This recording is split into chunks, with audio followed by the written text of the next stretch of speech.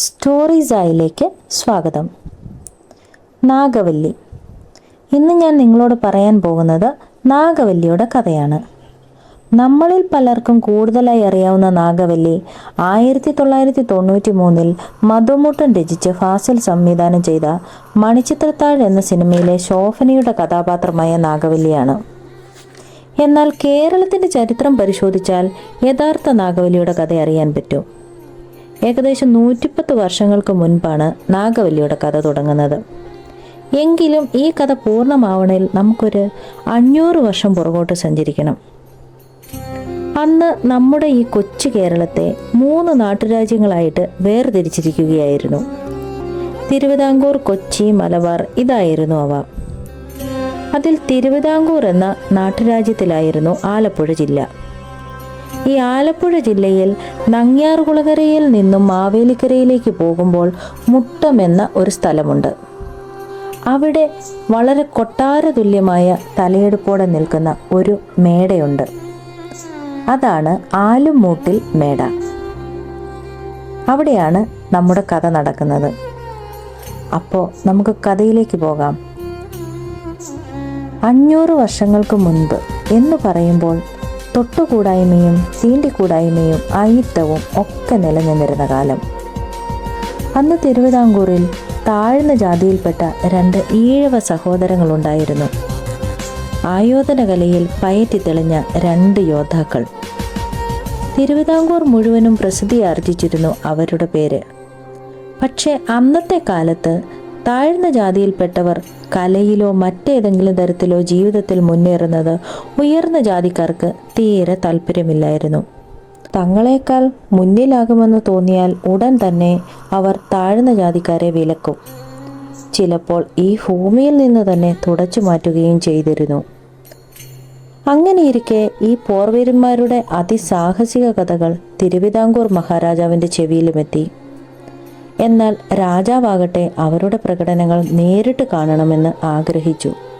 കൂടാതെ അവർക്ക് പാരിതോഷികങ്ങൾ നൽകി അഭിനന്ദിക്കാനും തീരുമാനിച്ചു. അങ്ങനെ ആ വീരന്മാരെ തൻ്റെ അടുക്കലേക്ക് കൊണ്ടുവരാനായി 2 ഭടന്മാരെ രാജാവ് അങ്ങോട്ടേക്ക് അയച്ചു. പക്ഷേ ആ ഭടന്മാർ വളരെ മോശമായിട്ടാണ് ആ യോദ്ധാക്കളോട് പെരുമാറിയത്. ഭടന്മാരുടെ ഈ സമീപനം യോദ്ധാക്കളെ തെറ്റിദ്ധരിപ്പിച്ചു. അവർ കരുതി രാജാവ് തങ്ങളെ വധിക്കാനാണ് വിളിപ്പിച്ചത് എന്ന്. ആ വീരന്മാരുടെ ഏക സഹോദരിയോട് അവർ വളരെ വിഷമത്തോടെ യാത്രാനുമതി വാങ്ങി. അവർ ഭടന്മാരോടൊപ്പം പോയി. പോകുന്ന വഴിയിൽ അവർ തീരുമാനിച്ചു, രാജാവ് തങ്ങളെ വധിക്കുന്നതിലും ഭേദം തങ്ങൾ പരസ്പരം വെട്ടിമരിക്കുകയാണ് നല്ലത് എന്ന്. അങ്ങനെയാണേൽ വീരമൃത്യു വരിച്ച തങ്ങളുടെ കുടുംബത്തിന് പേരും പെരുമയും വാനോളം ഉയരും എന്നവർ കരുതി. അങ്ങനെ അവർ ഭടന്മാരെയും വധിച്ചു. എന്നിട്ട് പരസ്പരം വെട്ടി വീരമൃത്യു വരിച്ചു. ഇതറിഞ്ഞ ഏക സഹോദരിക്ക് സഹിക്കാനായില്ല. അവൾ വളരെയധികം വിഷമത്തോടെ കരഞ്ഞുകൊണ്ട് ഓടി രാജകൊട്ടാരത്തിലെത്തി. രാജാവിനോട് വിവരം പറഞ്ഞു. ഇത് കേട്ട രാജാവിന് വളരെയധികം വിഷമമായി. അതിൻ്റെ പ്രായശ്ചിത്തമായി രാജാവ് ആ പെൺകുട്ടിക്ക് ധാരാളം സ്വത്തും ഭൂമിയും കരമൊഴിഞ്ഞ് ദാനമായി കൊടുത്തു. അങ്ങനെ ഈ ഈഴവ പെൺകുട്ടിയായ അവൾ വളരെ ധനികയായി മാറുന്നു. പിന്നീട് സ്വത്തുവകകൾ വേണ്ട രീതിയിൽ വിനിയോഗിച്ചതിൻ്റെ ഫലമായി കാലാന്തരത്തിൽ രാജകീയ പ്രൗഢിയിലെത്തിയിരുന്നു ആ തറവാട്. അതാണ് ആ ആലമൂട്ടിൽ തറവാടായി മാറിയത്. 400 വർഷങ്ങൾക്ക് ശേഷം ആ തറവാട് ഭരിച്ചിരുന്നത് നാരായണിയമ്മ എന്ന ഒരു സ്ത്രീയായിരുന്നു. അന്ന് മരുമക്കത്തായം നിലനിന്നിരുന്ന കാലമായിരുന്നു. മരുമക്കത്തായം എന്ന് പറഞ്ഞാൽ ഒരു വ്യക്തിയുടെ സ്വത്തിന് അവകാശം അയാളുടെ മക്കൾക്കല്ല, സഹോദരിയുടെ മക്കൾക്കാണ് വന്നു ചേരുക. അപ്പോൾ നാരായണിയമ്മയ്ക്ക് ഒരു ബുദ്ധി തോന്നി. ഈ ആലുമൂട്ടിൽ തറവാടും സ്വത്തും തൻ്റെ മക്കൾക്ക് വന്നു ചേരില്ലല്ലോ. ആയതിനാൽ തൻ്റെ ഇളയ സഹോദരനെ സ്വത്തുവകകൾ ഏൽപ്പിക്കാം. അതാകുമ്പോൾ നാരായണിയമ്മയുടെ മക്കൾക്ക് ഇത് വന്നു ചേരും എന്നവർ കരുതി. അങ്ങനെ അവർ കൊച്ചുകുഞ്ഞ് എന്ന ഇളയ സഹോദരനെ വിളിച്ചു വരുത്തി സ്വത്തുവകകൾ കൈമാറി. എന്നാൽ കൊച്ചുകുഞ്ഞാവട്ടെ ഈ സ്വത്തുവകകൾ വേണ്ട രീതിയിൽ വിനിയോഗിച്ചു. അതിൻ്റെ ഫലമായി നാരായണിയമ്മ കൊടുത്തതിൻ്റെ 1000 മടങ്ങായി അത് വർദ്ധിപ്പിച്ചു. ആർക്കും അസൂയ തോന്നും വിധമായിരുന്നു കൊച്ചുകുഞ്ഞിൻ്റെ വളർച്ച. അങ്ങനെ ആലുമുട്ടിൽ തറവാട് ആലുമുട്ടിൽ മേടയായി മാറുന്നു. 100-ലധികം വരുന്ന ബാല്യക്കാർ. ആര് മേടയിൽ വന്നാലും മൃഷ്ടാന ഭോജനം കൊടുത്തേ വിടൂ. അതിനുള്ളതെല്ലാം മേടയിൽ തയ്യാറായിരുന്നു. അന്നത്തെ കാലത്ത് കേരളത്തിൽ കാറുണ്ടായിരുന്ന 2 വ്യക്തികളിൽ ഒരാളായിരുന്നു കൊച്ചുകുഞ്ഞ്. 1902 വിദേശത്തു നിന്നും കാർ വരുത്തിച്ചെങ്കിലും ഒരു ഈഴവനായിരുന്നതിനാൽ പൊതുവഴി നിരോധിച്ചിരുന്നു. അങ്ങനെ തൻ്റെ കാറിന് സഞ്ചരിക്കാനായി ടൗൺ ഹാൾ മുതൽ ഡാണിപ്പടി വരെ സ്വന്തം ചിലവിൽ റോഡ് നിർമ്മിച്ചു. ആ റോഡ് പിന്നീട് ദേശീയപാതയായി മാറുകയും ചെയ്തു. കാറ് മാത്രമല്ല, അന്നത്തെ കാലത്ത് മോട്ടോർ സൈക്കിൾ ഉണ്ടായിരുന്ന ഏക വ്യക്തി കൊച്ചുകുഞ്ഞായിരുന്നു. അന്നത്തെ കാലത്ത് തിരുവിതാംകൂർ ബ്രിട്ടീഷുകാർക്ക് കൊടുക്കുന്ന കപ്പം ഈ തറവാട്ടിൽ നിന്നാണ് നൽകിയിരുന്നത്. കൂടാതെ രാജ്യത്ത് 37ാമത്തെ നികുതി ആലുമൂട്ടിൽ തറവാടാണ് അടച്ചിരുന്നത്. അതുമാത്രമല്ല, രാജ്യസഭയിലേക്കുള്ള കുതിരകളെ കൊടുത്തിരുന്നത് കൊച്ചുകുഞ്ഞായിരുന്നു. അങ്ങനെ കൊച്ചുകുഞ്ഞിൻ്റെ ഈ വളർച്ചയിൽ അഭിമാനം പൂണ്ട രാജാവ് കൊച്ചുകുഞ്ഞിന് പ്രജാസഭയിലെ അംഗമാക്കി. കൂടാതെ കൊച്ചുകുഞ്ഞിനെ ചാന്നാർ എന്ന പദവി കൊടുത്തു. അതിൻ പ്രകാരം തിരുവിതാംകൂറിലെ പ്രജകളുടെ എല്ലാ കാര്യങ്ങളിലും ഇടപെടാനും തീരുമാനമെടുക്കാനും തീർപ്പ് കൽപ്പിക്കാനും കൊച്ചുകുഞ്ഞു ചാന്നാറിന് അധികാരമുണ്ടായിരുന്നു. അദ്ദേഹത്തിൻ്റെ ഈ വളർച്ചയിൽ ഉയർന്ന ജാതിക്കാർക്ക് മാത്രമല്ല, നാരായണിയമ്മയ്ക്കും മക്കൾക്കും അസൂയ തോന്നിയിരുന്നു. കൂടാതെ നാരായണിയമ്മയ്ക്കും മക്കൾക്കും ഈ സ്വത്തുവകകൾ കയ്യിൽ നിന്നു പോകുമോ എന്ന ഭയവും തോന്നി തുടങ്ങിയിരുന്നു. എന്നാൽ കൊച്ചുകുഞ്ഞാവട്ടെ പ്രഭുതുല്യമായിട്ടുള്ള ഒരു ജീവിതമായിരുന്നു നയിച്ചിരുന്നത്. രാവിലെ മുതൽ സന്ധ്യ മയങ്ങും വരെ ജനങ്ങളുടെ കാര്യങ്ങൾക്ക് വേണ്ടിയും മേടയുടെ വകയുള്ള സ്വത്തുവകകളുടെ മേൽനോട്ടവും, സന്ധ്യ മുതൽ രാത്രിയാകും വരെ മേടയിലെ ചിത്രശാലയിൽ പലതരം കലാപ്രകടനങ്ങൾ നടത്തി വന്നിരുന്നു. കലയെ വളരെയേറെ ഇഷ്ടപ്പെട്ടിരുന്ന അദ്ദേഹം നല്ലൊരു നൃത്ത ആസ്വാദകൻ കൂടിയായിരുന്നു.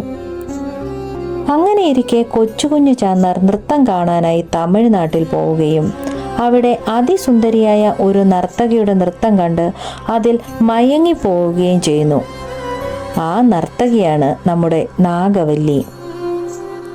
അങ്ങനെ അദ്ദേഹം നാഗവല്ലിയോട് തൻ്റെ മേടയിൽ വന്ന് നൃത്തം ചെയ്യാനായി ക്ഷണിക്കുന്നു. നല്ലൊരു തുക പാരിതോഷികം കൊടുക്കാം എന്നും പറഞ്ഞു. ദാരിദ്ര്യത്തിൻ്റെ പാരമ്യത്തിൽ നിന്നിരുന്ന നാഗവല്ലിയുടെ കുടുംബത്തിന് അത് വളരെ വലിയ ഒരു ആശ്വാസമായിരുന്നു. അങ്ങനെ നാഗവല്ലി ആലുമൂട്ടിൽ മേടയിൽ എത്തുന്നു. അവിടെ നല്ലൊരു നർത്തകി എന്ന പേരുകേട്ട നാഗവല്ലിക്ക് അതിമോഹമായി തുടങ്ങിയിരുന്നു. മേടയിലെ സുഖസൗകര്യങ്ങൾ ജീവിതകാലം മുഴുവൻ അനുഭവിക്കണമെന്ന് തോന്നിയ അവൾ കൊച്ചുകുഞ്ഞു ചാന്നാറിനോട് പ്രണയാഭ്യർത്ഥന നടത്തി. നൃത്തമെന്ന കലയോടുള്ള അഗാധ പ്രണയം കൊച്ചുകുഞ്ഞു ചാന്നാറിനെ നാഗവല്ലിയിലേക്കും അടുപ്പിച്ചു. അങ്ങനെ കുറച്ച് കാലങ്ങൾ കഴിഞ്ഞുപോയി. അവിടെ ഒരു ശ്രുതി പടർന്നു. കൊച്ചുകുഞ്ഞു ചാന്നാർ മരുമക്കത്തായം നിർത്തലാക്കി മക്കത്തായം നടപ്പിലാക്കാൻ പോകുന്നു എന്ന്. നിലവിലുള്ള സമ്പ്രദായമായ മരുമക്കത്തായം അനുസരിച്ച് കൊച്ചുകുഞ്ഞു ചാന്നാറിൻ്റെ സ്വത്തിൻ്റെ അവകാശം അദ്ദേഹത്തിൻ്റെ സഹോദരിയുടെ മക്കൾക്കായിരുന്നു. എങ്കിൽ ഇനി അങ്ങോട്ട് മക്കത്തായം നിലവിൽ വന്നാൽ അദ്ദേഹത്തിൻ്റെ സ്വത്തിൻ്റെ അവകാശികൾ സ്വന്തം മക്കൾ തന്നെ. അങ്ങനെ മേടയിൽ പലയിടങ്ങളിലും അടക്കി പിടിച്ച സംസാരം കേട്ടു തുടങ്ങി. മക്കത്തായം വന്നാൽ മരുമക്കൾ എന്തു ചെയ്യും?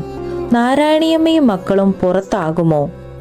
ചിലർ പറഞ്ഞു, നാരായണിയമ്മ കൊടുത്ത സ്വത്തിനെ 1000 മടങ്ങാക്കിയത് കൊച്ചുകുഞ്ഞു ചാന്നാറല്ലേ, അതിൽ തെറ്റില്ല. അല്ലേൽ നാരായണിയമ്മയുടെ മക്കൾക്ക് ചെറിയൊരു വിഹിതം കൊടുക്കുമോ? അങ്ങനെ അത് മേടയിലൊരു സംസാര വിഷയമായി മാറി. ദിവസങ്ങൾ കഴിഞ്ഞുപോയി. ഒരു ദിവസം രാവിലെ ആലുമൂട്ടിൽ മേട ഉറക്കമുണർന്നത് ഒരു അലർച്ചയോടെ ആയിരുന്നു. കൊച്ചു കുഞ്ഞു ചാന്നാർ എന്ന പ്രതാപശാലിയായ കാരണവരെ ആരോ കൊലപ്പെടുത്തിയിരിക്കുന്നു. ബുദ്ധിവൈഭവത്തിന്റെ കാര്യത്തിലും ചങ്കൂറ്റത്തിലും ആർക്കും തോൽപ്പിക്കാനാവാത്ത ആ ഇതിഹാസം അതാ മൃതശരീരമായി കിടക്കുന്നു. ചിലർ പറഞ്ഞു, നാഗവല്ലിയെയും അവളുടെ കാമുകനെയും കണ്ട കൊച്ചുകുഞ്ഞു ചാന്നാർ നാഗവല്ലിയുടെ കാമുകനുമായി ഉണ്ടായ മൽപ്പിടുത്തത്തിൽ മരണപ്പെട്ടു. മറ്റു ചിലർ പറഞ്ഞു, മക്കത്തായം കൊണ്ടുവന്നതിനാൽ മരുമക്കൾ പെരുവഴിയിൽ ഇറങ്ങേണ്ടി വരുമെന്ന ഭയത്താൽ മരുമക്കൾ ചെയ്തു എന്ന്. ഒടുവിൽ തിരുവിതാംകൂർ മഹാരാജാവ് തനിക്ക് താങ്ങും തണലുമായിരുന്ന കൊച്ചുകുഞ്ഞു ചാന്നാറിന്റെ കൊലപാതകം വിദഗ്ധ സമിതിയെ വെച്ച് അന്വേഷിക്കാൻ തീരുമാനിച്ചു. അങ്ങനെ നാരായണിയമ്മയുടെ മൂത്ത മരുമകൻ ശ്രീധരനാണ് കൊലയാളിയെന്ന് തെളിയുന്നു. അങ്ങനെ ശ്രീധരനെ തൂക്കിലേറ്റുന്നു. എന്നാൽ തൂക്കിലേറ്റാൻ പോകുമ്പോഴും ശ്രീധരൻ പറയുന്നത് താനല്ല കൊല നടത്തിയത് എന്നാണ്. എന്തൊക്കെയായാലും ഇന്നും പലതരം കഥകൾ ഈ മേടയെ ചുറ്റിപ്പറ്റി പുറത്തു വരുന്നുണ്ട്. എന്നാൽ നാഗവല്ലിയെപ്പറ്റി പിന്നീട് ആരും തിരക്കിയിട്ടില്ല. അവൾക്ക് എന്തു പറ്റിയെന്നോ എങ്ങോട്ട് പോയെന്നോ ആർക്കും അറിയില്ല എന്നതാണ് വാസ്തവം. എന്നാൽ മണിച്ചിത്രത്താഴ് എന്ന സിനിമ ഇറങ്ങിയതിന് ശേഷം നാഗവല്ലിയുടെ പ്രേതം ഈ മേടയിലുണ്ടെന്നും പലരും അത് കണ്ടു എന്നുമുള്ള പ്രചരണങ്ങളും പുറത്തു വരുന്നുണ്ട്. അപ്പോൾ ഇതാണ് നാഗവല്ലിയുടെ കഥ. എല്ലാവർക്കും കഥ ഇഷ്ടപ്പെട്ടോ എങ്കിൽ സ്റ്റോറീസായോടൊപ്പം കൂടാം. അപ്പോൾ മറ്റൊരു കഥയുമായി വീണ്ടും വരാം. Thank you for watching.